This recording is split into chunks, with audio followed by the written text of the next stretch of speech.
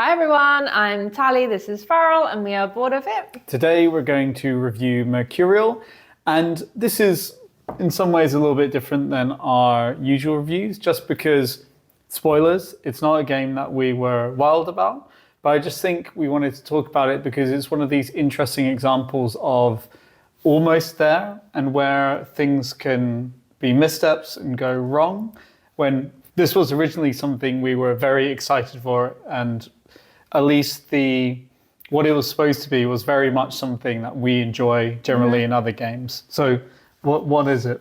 It's a dice manipulation engine building game, and it's for 2 to 4 players, and it has a magical theme. You will play as a mage doing heroic deeds and crafting unknown spells.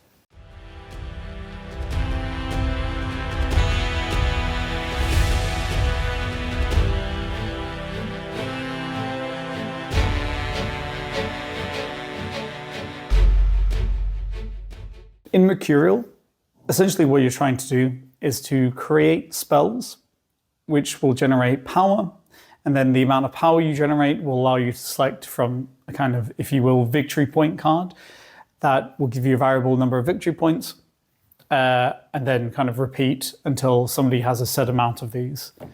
So what you're generally doing on 95% of your turns is manipulating your dice, because at the start of the game and also after you complete a spell, you're going to roll your dice and then you're stuck with them essentially. Then you have alteration cards, and these let you alter the dice. So you're manipulating the dice most of the time to get what you want. And this is because when you come to take a spell card, which are these down here, you can only take them if you have matching die or resources to spend.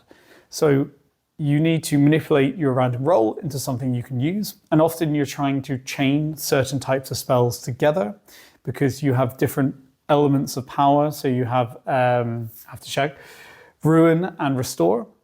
And these kind of cancel each other out. So you don't want both of them in one chain unless you have exactly the same amount of each, in which case they do something weird and wonderful and create mist, a kind of third power. And you'll generally just work until you have this big chain of spells in front of you that you're happy with, or when you've run out of dice and can't take anymore. And then you'll take a turn to kind of run your spell, cast your spell, letting you take the victory point card. And if you're lucky and meet the right condition, one of these arcanas, which gives you another way to gain endgame points. The only other thing to keep in mind is that both your kind of semi-asymmetric player board or character has symbols on them, and so do these kind of victory point cards, heroic cards I believe they're called. And if you can kind of get pairs of these symbols or more, or even more, you will get some extra victory points for that. But as I said, the game will end once a player has gained a certain amount of these heroic cards, and that can change depending on if you want a longer or shorter game. The first thing to probably mention, and something I assume you notice in the explanation, is that it's a game which has a lot of stunning artwork and production, but is a bit themeless. And that's obviously not a problem. Usually we don't care too much at all about theme. It doesn't affect our enjoyment.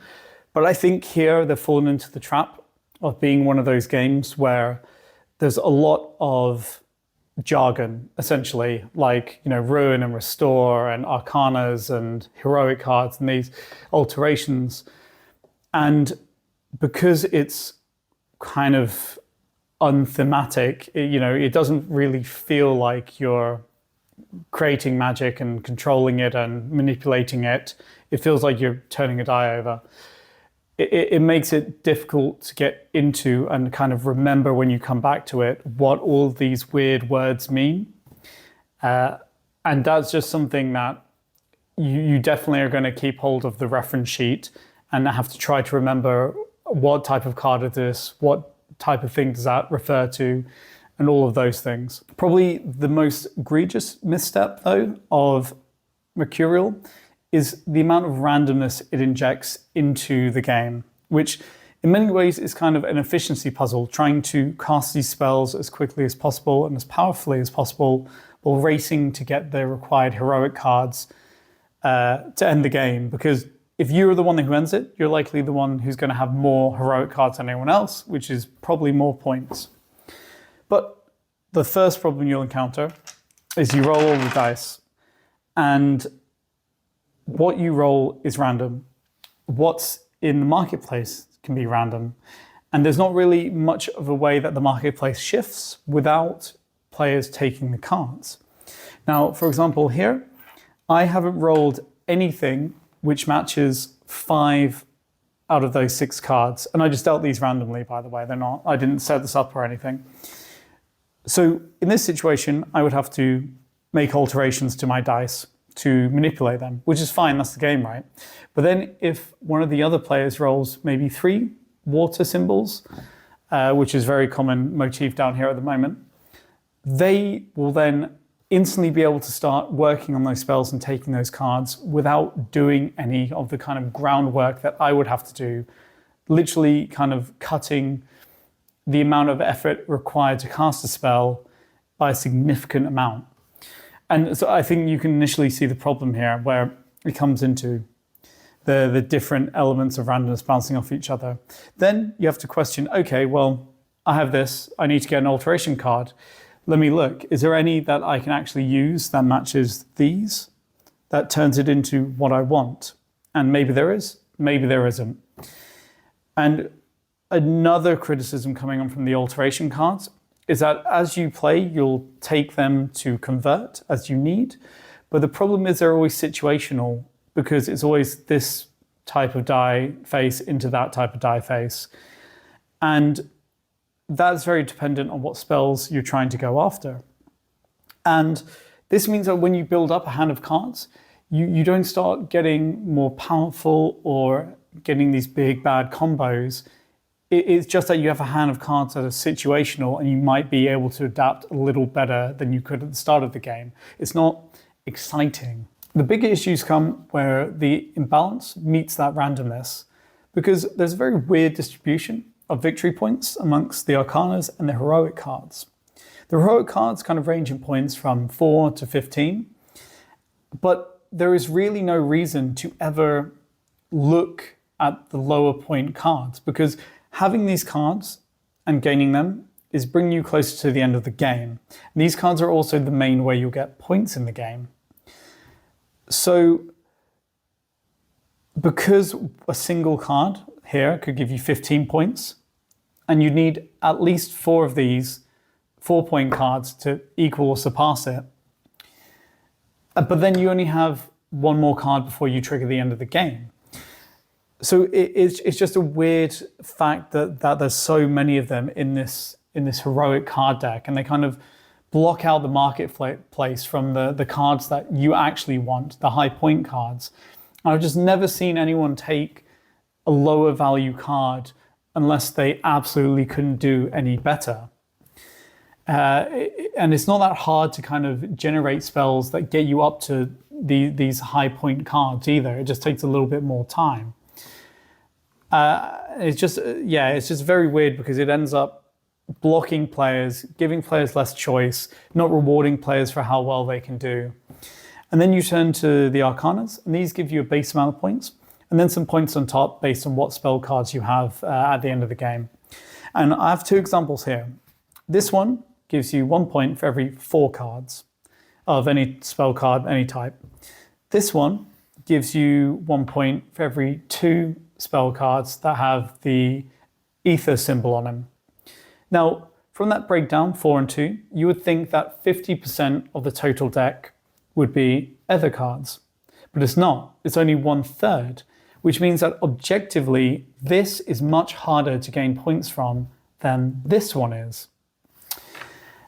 And almost kind of ironically, this one's actually probably arguably harder to gain as well. And this is what I mean. It's just, there seems to not have been so much work on the balancing of things. And it just adds further and further to the frustration. When you're playing this game, there is a little bit of a lack of player excitement, for lack of a better phrase, game to game, because you are essentially doing the same thing, kind of following the same processes to complete the spells. The only real variation that comes in game to game is how frustrated you might get, and that's according to what the cards come out like and how easy or hard it is to achieve what you need to achieve. Overall, there are games out there which do very similar things and are arguably more efficient and more fun. Res Arcana, for example, has these snappy kind of 4-second turns which build into a massive engine, whereas here you don't really get that feeling of building anything, because once you've completed the spell, it's done and you start again. So you don't get the satisfaction of having these big explosive turns. Also, it is simply just too long for what it is and what it provides because of this. Final thoughts? While being fairly harsh on Mercurial, it's not so much that it's a terrible game with no redeeming qualities. It's when you're in it and playing, it's a fairly nice puzzle to work out. Yeah. It engages you. It's definitely interesting to kind of pick the way through the path to get to where you need to go. You're not having fun when you're playing it. It's fun in the moment. Yeah. Well, for me, I think fun's a strong word, but it's not perfectly unpleasant. Fine. Yeah. But yeah, I just think that it's one of these things where it's obviously a more crowded marketplace than ever. I just think there's so many more games that do it so much better. And also there's a few things we've pointed out that just don't quite sit right, like the blend of randomness and kind of the fact that you're trying to be efficient is never a good mix, in my opinion. Mm-hmm. What about you? No, I agree. It's not a game that I'm going to wake up in the middle of the night and think about, but exactly like what games do you do that for? Quacks. But I think it's perfectly fine in the moment. Like, I enjoyed it as we were playing it, but it's just not something that's super memorable. And like you say, Res Arcana probably technically does it better. What do you mean probably? Well, I can win this one, and I can't win Res Arcana. So, but yeah, I really like playing Res Arcana. I just don't think I've won a single game of it ever. And I think I was able to win this against you. So for me, that gets a little bonus point. In fact, yes. Yeah. Pretty standard. Yeah. So that was our review of Mercurial. And like we said at the beginning, we just wanted to talk about it a little bit because it's always interesting to see what about a game that you're I was very excited for this, why you don't like it, what went wrong, where you came up against it. So hopefully that was interesting. If it was, please consider subscribing. If you have any questions, please let us know. And thank you for watching. See ya. Bye.